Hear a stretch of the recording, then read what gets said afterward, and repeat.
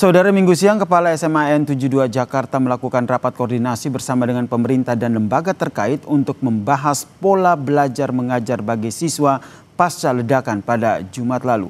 Dalam rapat ini, saudara, diputuskan siswa akan belajar secara daring selama beberapa hari ke depan.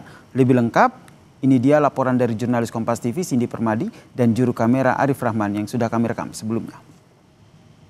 Saudara, gerbang di belakang saya adalah akses utama untuk masuk ke dalam SMAN 72 Jakarta yang Jumat lalu terjadi insiden ledakan. Suasana terkini berbeda dengan tadi pagi. Kalau pagi tadi pengamanan tampaknya lebih ketat, ada anggota TNI AL yang berjaga di luar, kemudian di dalam ada lagi anggota TNI dan juga polisi. Tapi tampaknya kalau siang ini pengamanan terfokus di area dalam, tepat di balik pagar ini. Meskipun tidak dikunci pagarnya, tapi akses masuk betul-betul dibatasi. Sejak pagi siapapun yang mau masuk ditanya dulu dari mana asalnya, keperluannya apa, dan lain-lain. Saya akan ajak Anda, saudara, untuk melihat sedikit bagaimana situasi di dalam dari celah pagar. Memang kalau tempat kejadian perkara atau masjid tidak terlihat kalau dari area luar.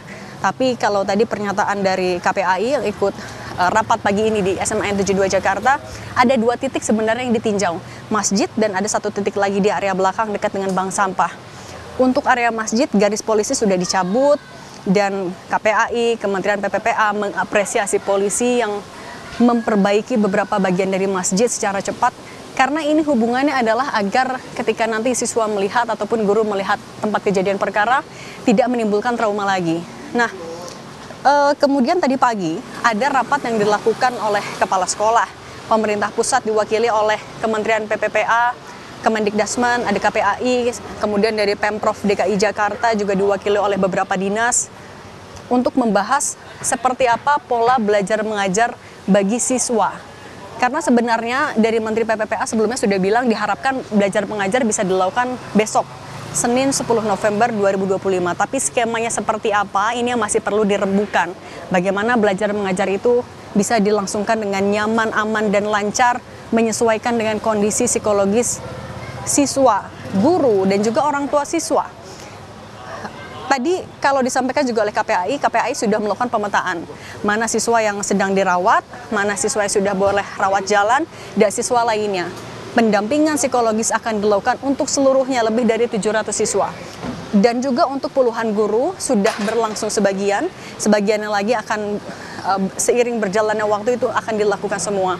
Dan dalam rapat tadi pagi diputuskan kalau pelajaran atau proses belajar mengajar per besok akan dilakukan secara daring. Itu pun akan difokuskan dulu untuk pendampingan psikologis. Nanti akan ada pendampingan dari psikolog. Dan akan berapa hari, bisa 3 hari, bisa 4 hari, akan tergantung dari asesmen yang dilakukan. Menyesuaikan seperti apa kondisi dari murid, guru, dan juga orang tua siswa.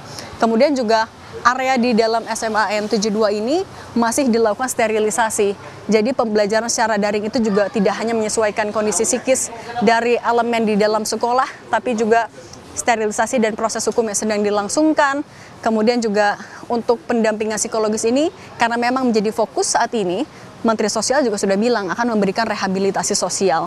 Jadi bisa jadi selama beberapa pasien masih dirawat di sekolah, dari tim pendamping akan mengajak dialog orang tua, mencari solusi terbaik seperti apa kondisinya. Yang dipastikan oleh pemerintah adalah semua dukungan ini tidak dipungut biaya alias gratis. Baik itu tanggungan biaya perawatan di rumah sakit hingga rehabilitasi sosial. Cindy Permadi, Arif Rahman, Kompas TV Jakarta.